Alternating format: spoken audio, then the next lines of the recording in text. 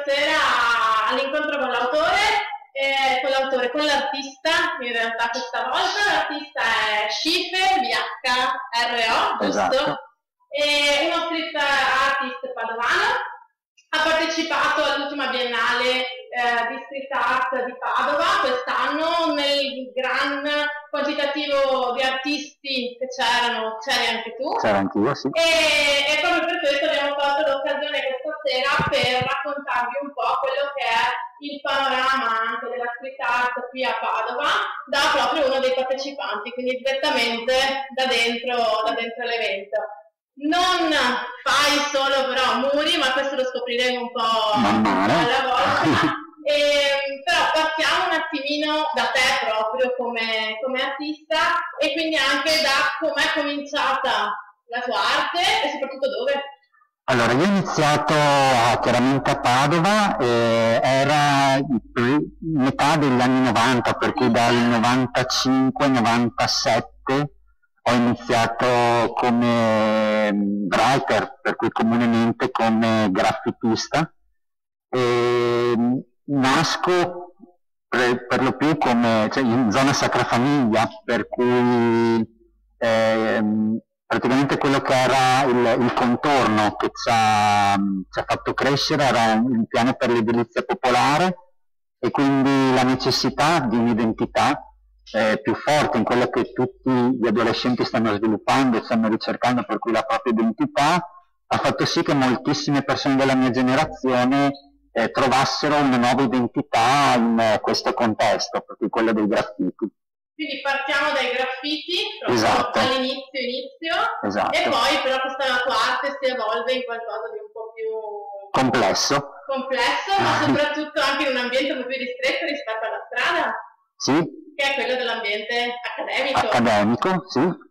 E quindi negli anni successivi praticamente ho poi frequentato l'Accademia di Belle Arti a Venezia, dove ho trovato per fortuna due professori ricettivi da questo punto di vista, illuminati, non avevano dubbi sulla possibilità di avere influenze esterne, per cui già consideravano la street art o comunque il graffitismo una forma d'arte a tutti gli effetti.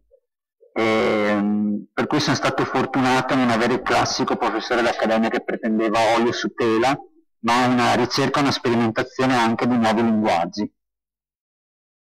E questo ambiente accademico rispetto a quello che era l'arte dei graffiti, che comunque nasce come un'arte, se non sbaglio, libera, proprio che va anche un po' controcorrente contro tutto quello che era il mercato dell'arte classico, quindi aveva poli opposti anche rispetto alle credenze e a proprio lo stile artistico. Come dialogava invece con l'arte accademica, nonostante appunto comunque fosse un qualcosa che tu riuscissi a sperimentare costantemente? All'inizio i due percorsi erano divisi, per cui quello che era lo street artist era tra virgolette una persona, mentre quello che era il pittore accademico era un'altra, però chiaramente le influenze poi che si hanno in una persona devono trovare un punto di unione. L'hanno trovato fuori dall'accademia? L'hanno trovato nell'ultimo periodo, per cui dopo una maturazione mia nella tecnica c'è stata l'unione definitiva tra quello che ero e quello che ero comunque, per cui si sono uniti street artist e pittore praticamente. Allora, tu sperimenti anche un sacco, non solo appunto con la figurazione, ovvero con l'arte che poi rappresenti, ma proprio come supporti. Esatto. Quindi cominci a sperimentare già in accademia? Sì, la mia ricerca io le definisco fusioni acriliche su polistirene, per cui è una tecnica dove sono andato a fondere il polistirene per cercare della tridimensionalità fino ad arrivare a riportare praticamente i miei lavori sul muro, per cui l'origine del graffitismo, della street art, del neomuralismo. E fin dall'inizio, fin da questo tuo percorso accademico, ma soprattutto adesso nel tuo percorso artistico, c'è qualcuno a cui ti sei sempre ispirato, qualche linea guida, prendi un po' dalla strada, dall'ambiente invece più classico dell'arte, come possiamo intenderlo? Sicuramente credo che sia una sinfonia, nel senso, anche quando un poeta usa determinate parole, le parole possono derivare dappertutto, da qualsiasi punto. Mi sono sempre interessati comunque principalmente Alberto Burri, Andy Warhol, per cui opposti, esatto, però che comunque trovavo molto molto molto interessanti. Chiaramente poi una visione più ampia di quello che è la street art in contemporanea, bisogna sempre comunque mantenerla, per vedere i tuoi colleghi su cosa stanno lavorando, su quali temi, con quali stili. Per fortuna la street art ha tantissimi modi di essere interpretata, può avere tantissime voci, e quindi comunque anche quello è interessante, vedere lo stesso concetto come viene spiegato da persone diverse. Allora, io ho visto già qualche tua opera proprio di graffito, sì. Quindi parliamo più di lettering, okay, e di tag, e un modo appunto che ha più a che fare con la parola. Sì. Quando è che passi dalla parola al figurativo? C'è una cosa che viene in automatico finché sei all'accademia, per cui senti questo bisogno? Sì. Perché proprio la storia anche della street art, a un certo punto storicamente si è passati da un semplice tag a qualcosa di più complesso. Siamo nell'ambiente anche dell'Inghilterra, se non erro, soprattutto da New York e poi trasportato. Sì, sicuramente c'è stato un primo inizio in cui appunto erano propriamente graffiti, sto parlando da un punto di vista anche storico, insomma. Dopodiché è nato il neomuralismo e la street art che intendiamo oggi, per cui figurazione molto, molto grandi come superfici, che all'inizio non erano considerate se non come puppet, se non come intervento artistico all'interno però del lettering. Per quanto mi riguarda, le due cose sono sempre andate abbastanza in binomio, nel senso che sono sempre state una e l'altra. Nasco, per quanto riguarda Padova, comunque come seconda generazione di graffitisti, e quindi avevo già l'esempio di quelli più anziani di me che derivavano comunque dalla scuola bolognese, per cui avevo già bene in testa entrambe le direzioni che potevano avere. Dicevi poi che a Padova c'era un contesto appunto particolare di varie crew che entravano in contatto tra loro, ma proprio nell'ambiente urbano quotidiano. Per diversi anni c'è stato un punto di incontro molto importante che era le banche, veniva chiamato, era vicino sotto alle banche che ci sono vicino all'ex piazzale Boschetti. Di solito nel weekend si trovava tutti lì, per cui venivano persone da Bassano, da Schio, da Mestre, ed era un punto di incontro anche perché lì trovavi le fanzine, dove per cui venivano pubblicati i treni, i muri, eccetera, si potevano acquistare le bombolette, e quindi era un ottimo punto di scambio, di opinione e di ritrovo. Punto di scambio, di confronto, o anche qualche conflittualità artistica? Perché poi ci sono comunque sempre, innegabile che ci sono state anche diverse conflittualità tra qualche crew, però comunque era un punto di incontro, soprattutto di incontro. E di scambio anche, immagino. Sì. Ok, c'è chi appunto ritiene che il graffitismo nasce più da un'esigenza di espressione, di dire la propria, che da un'esperienza artistica. A un certo punto però queste cose a livello proprio storico si sono cominciate a mescolare e a fondere in un'unica realtà che è quella della street art, e nascono anche i tuoi interventi urbani, quindi nasci con l'intervento urbano e quindi con i vari tuoi momenti proprio all'interno della strada. Come li hai vissuti, da dove sei partito? C'era già qualcosa di premeditato, qualche idea di fondo? Nascono chiaramente da un'esigenza, per cui è vero la questione che nasce da un'esigenza personale, la volontà di esprimersi, la volontà di far vedere a tutti, per cui non ricorrere per forza attraverso un ambiente galleristico, far vedere, rendere pubblico il proprio lavoro. È comunque una delle sfide più importanti, perché sei sempre sotto gli occhi di tutti e hai comunque riscontri anche da persone che magari non erano interessate, per cui è un dono imposto, e quindi comunque la bellezza è anche quello, il confronto con le persone che non se l'aspettavano. L'intervento urbano poi viene misurato rispetto a quello che tu vuoi dire, rispetto al contesto. Ad esempio ho fatto un intervento che era l'Inno alla gioia sulla camera mortuaria a Budrio, e quindi magari giochi su una provocazione piuttosto che sul semplice abbellimento di una parete. Dipende un po' dai tempi, dalle dinamiche che ci sono dietro, insomma.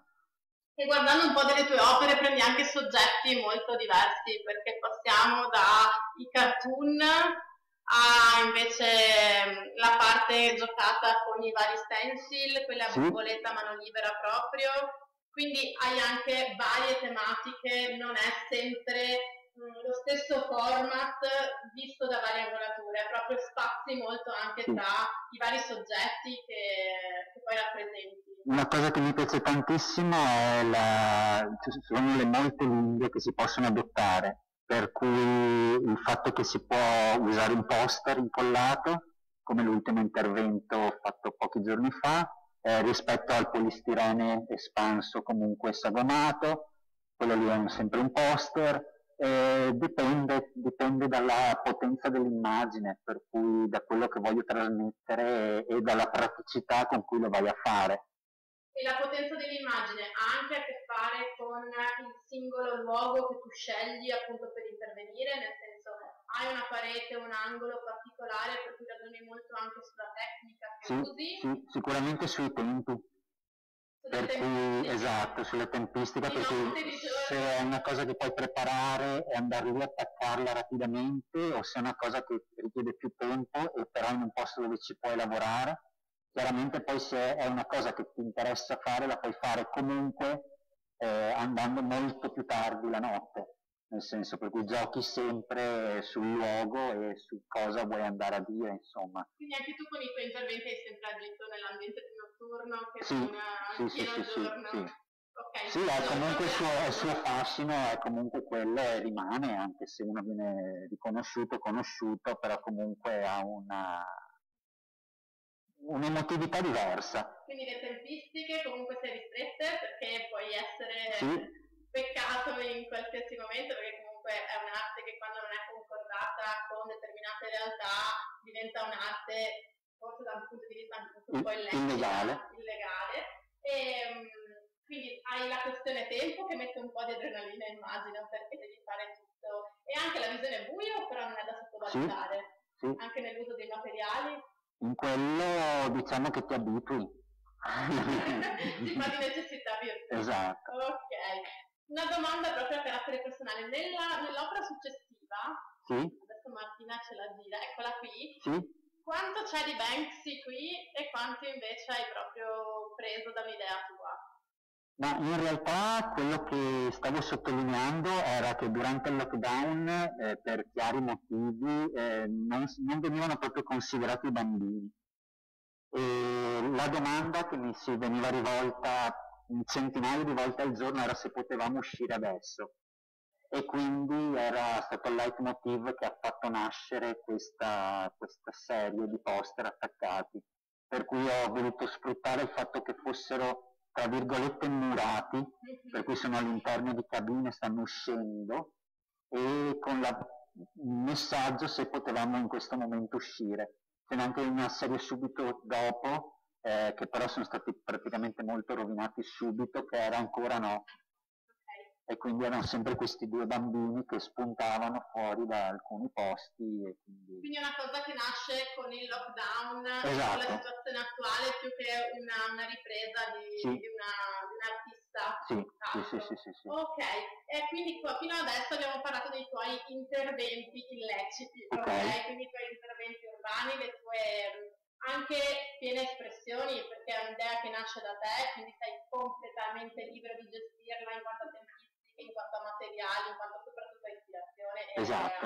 Un'altra cosa invece, un altro aspetto della tua arte sono le commissioni Sì.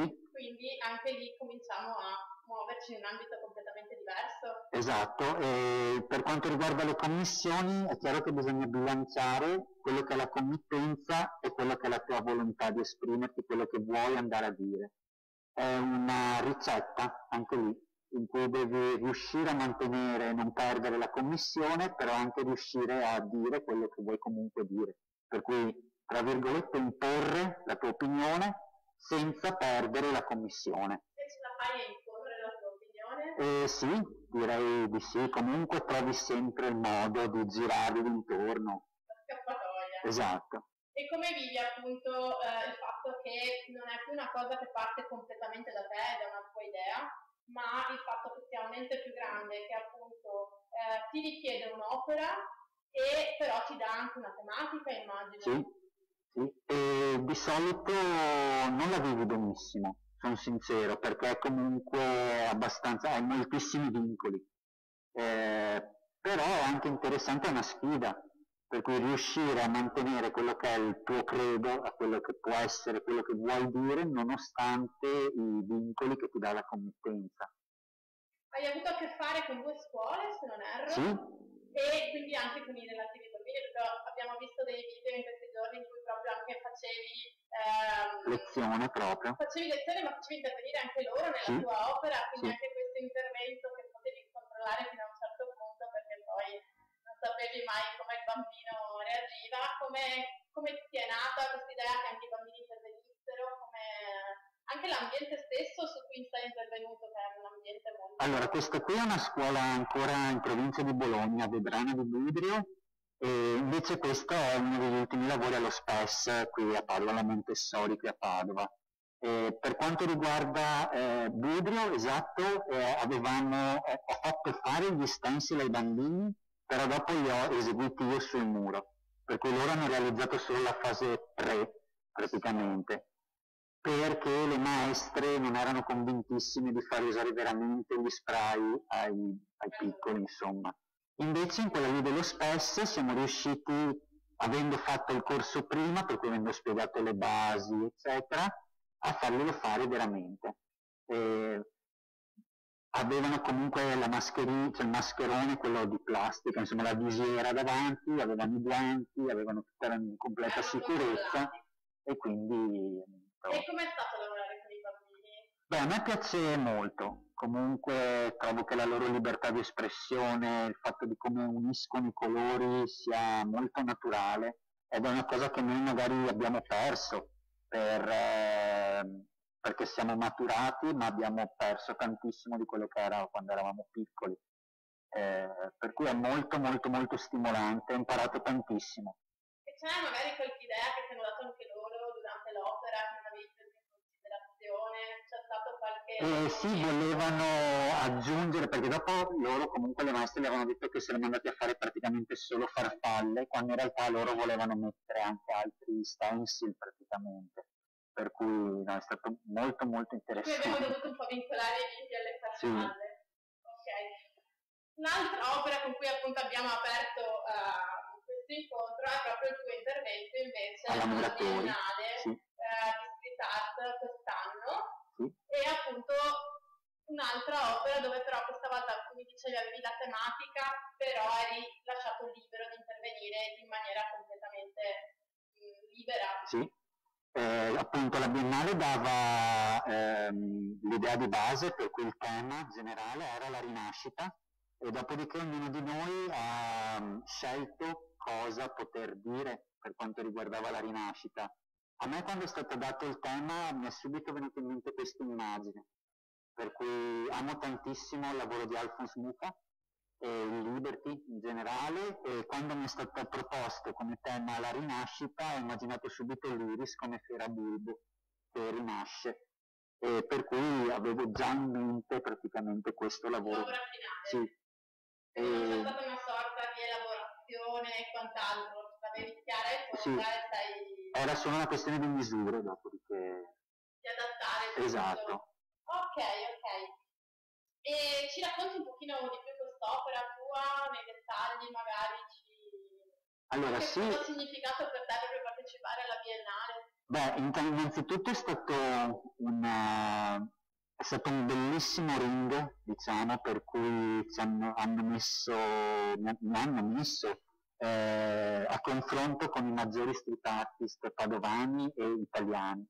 In più c'erano tantissime persone che venivano anche dall'estero e quindi comunque mi ha spronato a fare un'opera molto grande, molto impegnata. Per il resto è nata appunto, una volta deciso il tema cosa andavo a raffigurare, era soprattutto una questione di inquadratura perché avevo comunque il bassorilievo intorno, la grondaia, per cui ho dovuto giocare su quelle che erano le dimensioni per quanto riguardava riuscire a inquadrarlo all'interno del muro che mi veniva dato. E l'ambiente proprio della Biennale, inteso l'ambiente artistico, sì?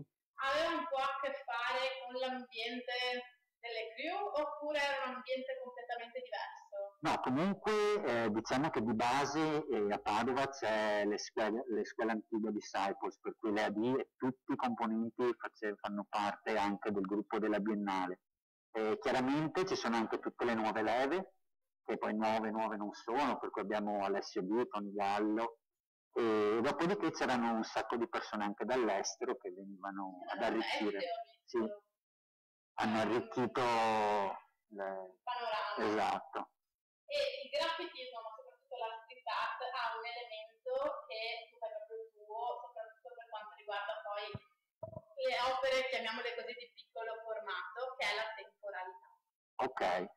Come vivi la temporalità e come ti rapporti artisticamente a questa parola?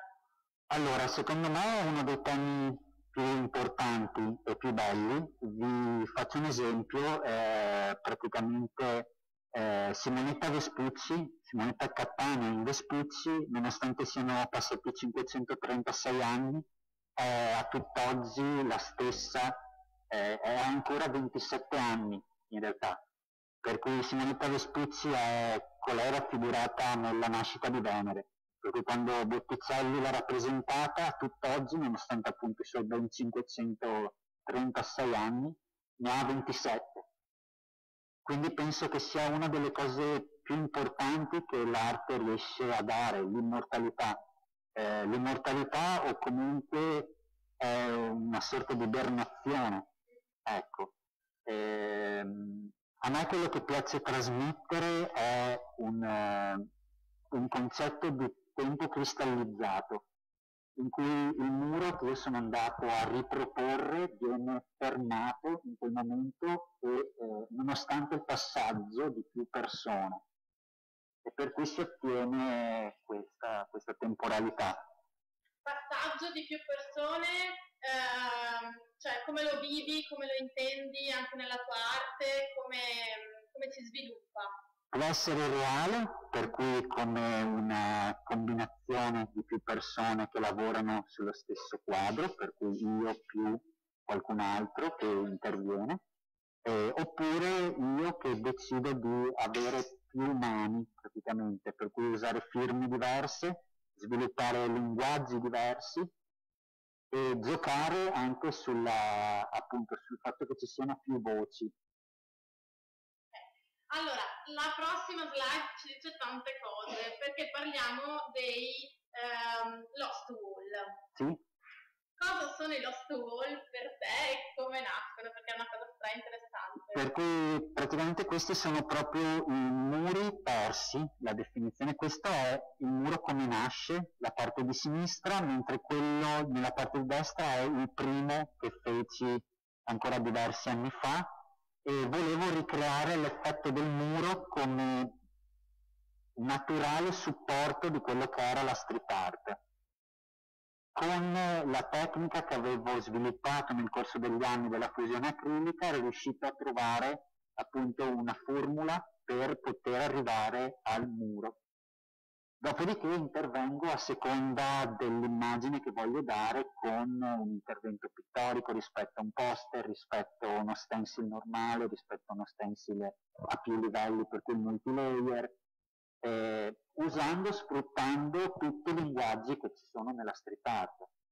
Quindi non parliamo di piccolo formato come tutti pensano, quindi le tele, sì, oppure il supporto su tavola, ma trasformiamo il muro in qualcosa che noi possiamo anche fare entrare nelle nostre case o semplicemente nelle mostre, esatto, nelle esposizioni, però teniamo proprio l'anima del graffitismo per come nasce, della street art, che è il supporto murario. Sì, quando vai a decontestualizzare un'immagine o un supporto, lo trasferisci poi all'interno di un altro spazio espositivo, credo che trovi veramente la sua forza, e quindi è quasi una sorta di post street art, in cui la street art, ormai recepita, ormai considerata corrente artistica, viene riportata all'interno di uno spazio espositivo diverso.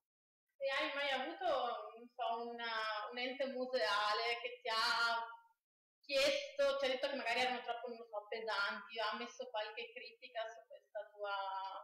Ad oggi no.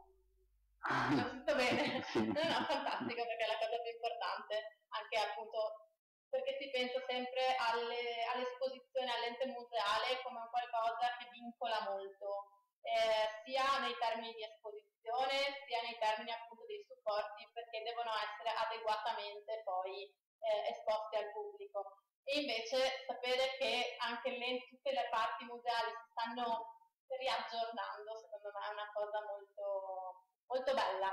Parliamo un po' delle tue opere, dei soggetti di questi Lost Wall. Sì, allora faccio appunto dialogare stili e linguaggi pittorici diversi, per cui può essere la ripresa di una cosa classica, in quel caso è Mitea di Tenedo, e che dialoga con Pollon, perché entrambe sono le figlie di Apollo, per cui già nasce praticamente dal titolo l'immagine che vado a dare. Per cui ho appunto l'idea della figlia di Apollo, per cui vado a ritrovare che Mitea di Tenedo era chiamata la figlia di Apollo, così come Pollon, e faccio dialogare più secoli possibili. Quindi c'è proprio anche il concetto di arte dal punto di vista culturale. Sei uno che studia, che si appassiona, che approfondisce. Bisogna avere sempre bene a mente quello che è già stato fatto. Sicuramente la voglia di andare a trovare chi ha già fatto delle altre cose, chi ha già prodotto delle immagini, si riesce a capire il suo linguaggio innanzitutto, e poi la curiosità di andare a vedere tutto quello che è già stato prodotto, fatto durante gli anni.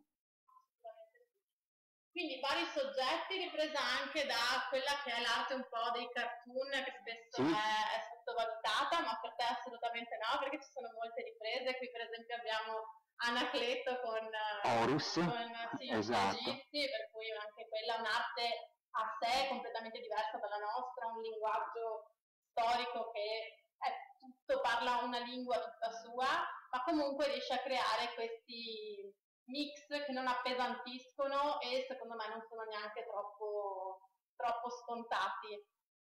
C'era anche questa, che ne parlavamo l'ultima volta che ci siamo incontrati, che è stra interessante. Vuoi raccontarla tu come nasce? Praticamente questo è un dialogo tra le tre streghe, per cui ho voluto utilizzare Madame Mim, cioè la Madame Go, la strega per eccellenza nella pop art, che era la strega del Mago di Oz di Andy Warhol, e poi l'altra strega che è appunto un manga giapponese, per cui ho cercato di far dialogare più continenti, più periodi storici, mantenendo chiaramente il fatto del muro.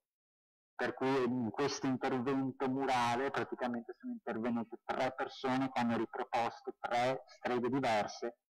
E la collaborazione l'hai scelta tu o è venuta un po' da te, avete in mente? Nasce come una ricetta praticamente, per cui vai a correggere, aggiungi un elemento per bilanciare anche il quadro.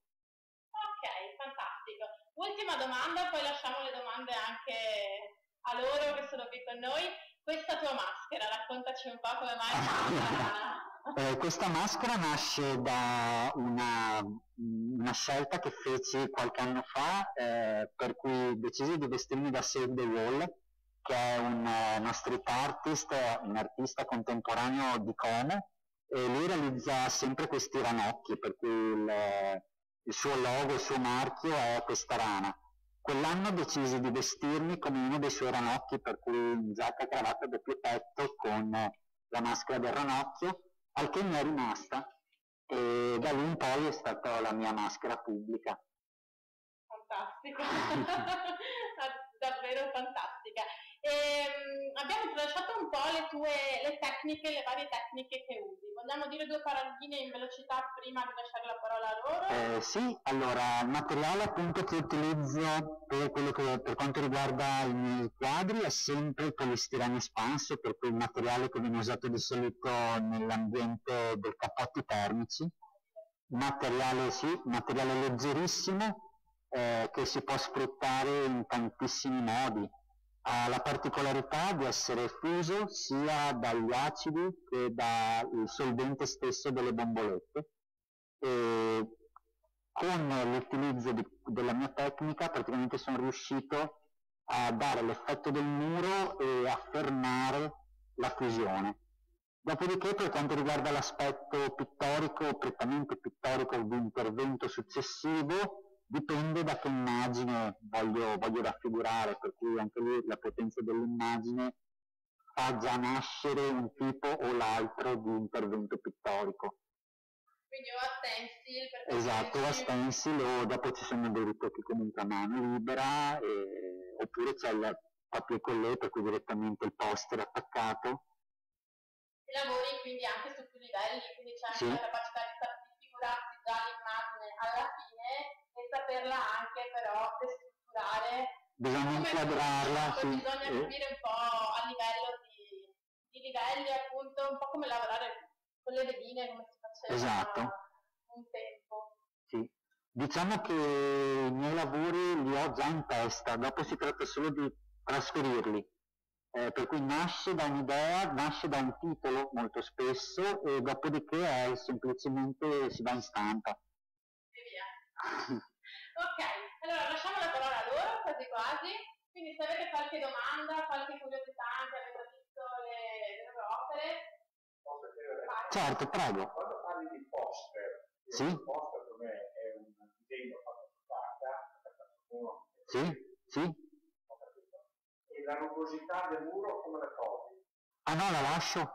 Il bello è proprio che sembri un poster attaccato su un muro effettivo. Però per le opere che ho visto lì sembra quasi che prima ci sia una rasatura sul muro. Sì. E dopo c'è il tuo intervento. Sì, dipende da... Sì, ci sono delle parti che vengono lasciate lisce, o comunque in cui vado a ridare praticamente vernici edili, per cui per ricreare proprio l'effettivo effetto del muro. Altrimenti sì, di solito sì, comunque la maggior parte del poster è attaccata nella parte liscia, e gioco comunque sulla parte in calce, la parte in cui la calce è venuta via perché ci sono sotto i mattoni, gioco abbastanza anche sulla tridimensionalità del muro. Quando lavori con la maschera così oppure... No, la maschera quella per gli spray. E di notte da via con l'equipaggiamento che illumina... No, in realtà no. Ho sviluppato la vista da gatto, per cui man mano... Anche perché l'equipaggiamento che illumina ti fa fuori subito, esatto. A livello appunto legale. Se uno ha avuto la commissione... No, per la commissione allora non è più illegale, per cui si agisce, credo che tu abbia agito completamente in luce del sole per tutte le commissioni che hai avuto. Su disegni così grandi, come fai gestire la proporzione della figura, dell'immagine che tu hai in testa? In quel caso praticamente prepari a monte gli stencil, per cui dopo è un gigantesco puzzle praticamente. In questo qui della Biennale erano 937 fogli. Prodotti come? Tagliati. Sì, va in stampa, dopo uno a uno li tagli, per cui crei la maschera, c'è lo stencil di tutti i 930, sono numerati, dopodiché sai che vai da A1 a Z36 e non puoi sbagliare. po' come quando si disegna in coppia da coppia, che hai la quadrettatura, esatto. Devi rientrare nei hai il modulo, perché sai che il modulo è quello, perché il foglio è rettangolare, per cui non hai, una volta che è dritto il primo, parti ed è un puzzle gigantesco. Ed è più facile questa composizione qui, piuttosto che andare con la bomboletta a fare i piedi? È diverso, sai che hai a monte una lavorazione molto più grande, per cui la preparazione di tutto il materiale prima, poi quando invece sei in fase d'opera è molto più rapido, altrimenti si può utilizzare il reticolato classico, però dopo devi andare sempre a correggere, a riproporzionare tutto quanto. Dipende un po' da come uno si trova meglio. Valgono entrambi, cioè è talmente tanto grande che comunque il dettaglio, per cui l'errore che puoi andare a fare è minimo, esatto. Dipende un po' come ci si trova meglio. Altre domande? Ci fai una scioccatina sicuro? Se vuoi, non ho le bombolette. Neanch'io. Alla prossima, stravolentieri. Va bene, allora io ringrazierei tutti coloro che sono qui con noi in questo momento, ma soprattutto grazie a Schiffer che ci ha prestato un po' della sua arte per questa sera e ci si è anche raccontato proprio dagli albori ai giorni nostri e speriamo in qualche collaborazione futura, assolutamente sì, come avete visto ne abbiamo tante. Grazie. Okay, ragazzi, grazie mille, intanto buona serata.